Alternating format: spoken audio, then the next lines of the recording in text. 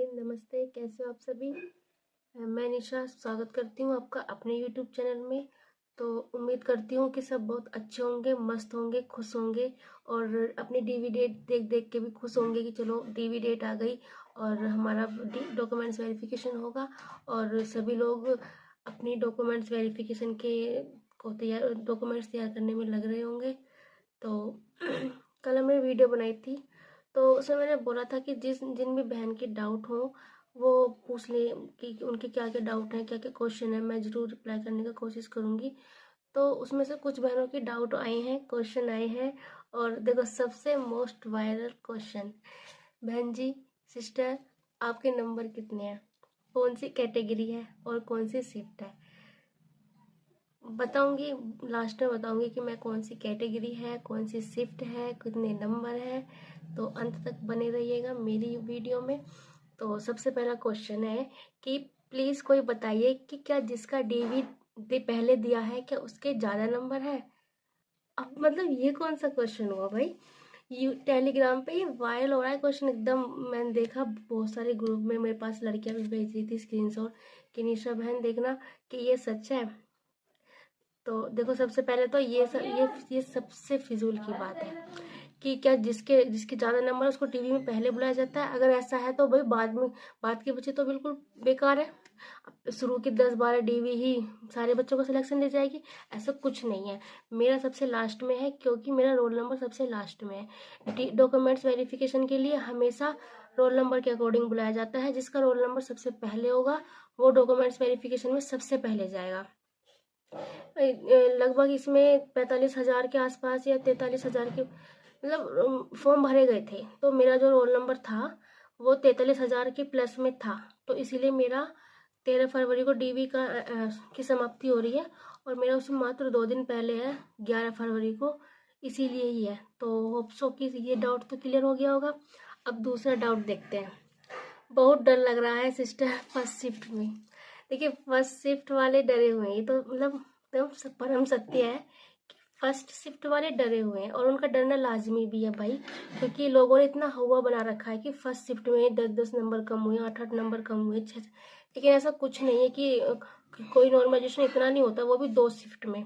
एक दिन ही पेपर हुआ है और 2 शिफ्ट में पेपर हुआ है।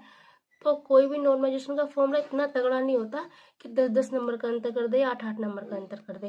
देखिए, सुनने में तो अब बोलने वाले बोल रहे हैं कि मेरा 62 पे नहीं हुआ, मेरा 58 पे नहीं हुआ। और कहने वाले ये भी कह रहे हैं कि हमारा 54 पे हुआ है, फर्स्ट शिफ्ट में हुआ है, 55 पे भी हुआ है, फर्स्ट शिफ्ट में हुआ है, और 56 पे भी हुआ है। और कुछ बोल रहे हैं कि 58 पे नहीं हुआ। देखिए, मैं तो यही कहना चाहूंगी कि जिनका जो ज्यादा नंबर बता के बोल रहा है वो कहीं ना कहीं शायद पहले से ही अपने नंबर ज्यादा ग्रुप में रख रहा होगा। तो अब रिजल्ट आया तो लड़कियों ने उससे पूछा होगा भाई तुम्हारा हुआ नहीं हुआ, तो उसने कहा होगा नहीं हुआ।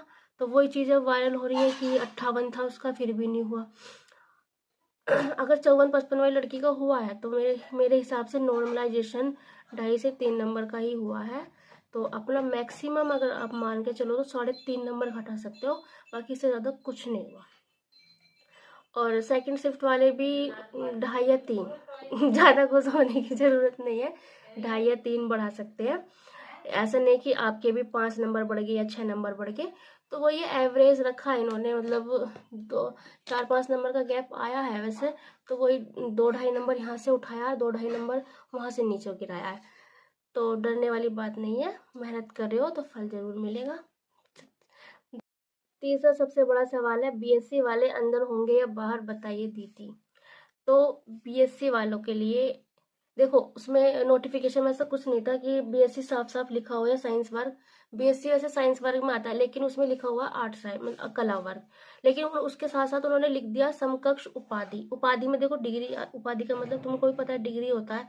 तो जब उन्होंने समकक्ष, अपने आप में एक बहुत ही बड़ा कंफ्यूजन वाला सवाल है जिसे खुद अभी 1 साल में आयोग भी सॉल्व नहीं कर पाया। आयोग और विभाग इसी चक्कर में 1 साल पेपर डिले हुआ था और वो तक उस चीज को सोल्व नहीं कर पाया। अभी तो तुम क्यों करने में लग रहे हो भाई बीएससी वालों को बाहर। अब देखो, उसमें एडमिट कार्ड देखा था, उसमें सेकंड पॉइंट ये लिखा हुआ आया था कि हमारी तरफ से अहर्ता डिसाइड नहीं की गई है अभी, तो कृपया अपनी अहर्ता जांच कर खुद खुद अपनी अहर्ता जांचें और तब पेपर देना है। तो अब देखो, जो जिसको लग रहा है कि वो योग्य है वो पेपर देने गया, गया भी, डीवी में सिलेक्ट हुआ।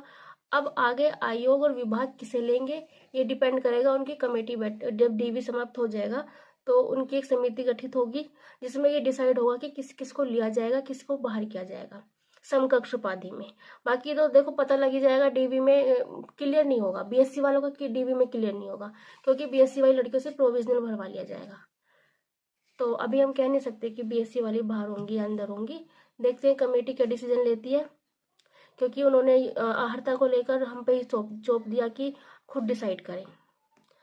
अब बीएससी वाली को लग रहा है कि वो समकक्ष में आती हैं तो उन्होंने खुद अपने अपने मन से डिसाइड किया है, तो वो पेपर देने भी गई हैं, उन्होंने डीवी कट ऑफ क्लियर करी है और वो डीवी देने भी जाएंगी। अब उन्हें लेता है आयोग नहीं लेता, वो उनकी लास्ट कमेटी गठित होगी तब पता चलेगा। अब नेक्स्ट क्वेश्चन है डीवी डेट कैसे चेक करें। तो उसके लिए मैंने ये वीडियो क्लिक, एक छोटी सी वीडियो क्लिक की है, उसे देखें। बहनों के डाउट आ रहे थे, क्वेश्चन आ रहे थे कि डीवी शेड्यूल कैसे देखें अपना। तो सबसे पहले गूगल पे जाएंगे, वहाँ पे UP SSC सर्च करेंगे। उसके बाद ये ब्लू कलर का लिखा हुआ है UP SSC, यहाँ पे क्लिक करने के बाद हमें यहाँ पर इम्पोर्टेंट अनाउंसमेंट में जाना है। सेकंड वाला ये है हमारा विज्ञापन संख्या 05 परीक्षा 2022 मुख्य सेविका परीक्षा के अंतर्गत आहर्ता विलेख परीक्षण हेतु, इस पर क्लिक करेंगे। क्लिक करने के बाद अपनी डिटेल भरने के लिए जो पेज खुलेगा उसमें अपनी डिटेल भरेंगे। सबसे ऊपर है कैंडिडेट रजिस्ट्रेशन नंबर, यहाँ पे अपना रजिस्ट्रेशन नंबर डालेंगे, जो भी आपका रजिस्ट्रेशन नंबर है। उसके बाद डेट ऑफ बर्थ, जो भी आपकी डेट ऑफ बर्थ है, पहले वाले में डेट, दूसरे वाले में मंथ और तीसरे में ईयर। फिर आपका जेंडर सेलेक्ट करने के लिए आएगा तो ऑब्वियसली बात है फीमेल डालेंगे। उसके बाद वेरिफिकेशन कोड है, वेरिफिकेशन कोड में जैसा लिखा गया है वैसा ही लिखना है। अगर कैपिटल अक्षर है तो कैपिटल और स्मॉल लेटर है तो स्मॉल। पहला स्मॉल है T, फिर G स्मॉल है, फिर उसके बाद Z कैपिटल है तो कैपिटल बनाएंगे M, और दूसरा M कैपिटल है। ये नीचे लिखा हुआ है ग्रीन वाला डाउनलोड डॉक्यूमेंट्स वेरिफिकेशन लेटर, इस पर क्लिक करेंगे तो आपकी डेट खुल के आ जाएगी। यहाँ पे मैंने तब आएगी जब आप इन्फॉर्मेशन सही भरोगे। मैंने यहाँ पे इन्फॉर्मेशन पूरी नहीं भरी है तो इसलिए खुल के नहीं आया है। आप अपनी इन्फॉर्मेशन सही डालोगे तो पूरा आपका डिटेल खुल के आ जाएगी कि कब है और कौन सी मीटिंग में है। और उसी के नीचे ही वो 4 प्रपत्र जो डाउनलोड करने हैं वो भी आपको उसी के नीचे मिल जाएंगे। आई होप सब क्लियर हो गया होगा। आई होप सब डाउट क्लियर हो गए होंगे तो उसके डीवी डेट चेक करने के। अब है मेरा बीए की मार्कशीट में एनरोलमेंट नंबर नहीं है। कुछ लोग कह रहे हैं कि जो सर्टिफिकेट है वो इनवैलिड है। देखिए ऐसा कुछ नहीं होता कि एनरोलमेंट नंबर होना जरूरी है। कुछ यूनिवर्सिटी ऐसी होती हैं कि वो अपनी मार्कशीट पे नंबर नहीं दे, एनरोलमेंट नंबर नहीं देती। कुछ कुछ देती हैं, कुछ नहीं देती, तो इससे ये नहीं बता सकते कि वो इनवैलिड है। तो इससे कुछ ज्यादा इतना बड़ा कोई इशू नहीं है, ठीक है। अब नेक्स्ट क्वेश्चन है cut off, most wanted question, cut off क्या होगी। सभी को जाननी है भाई कट ऑफ क्या होगी।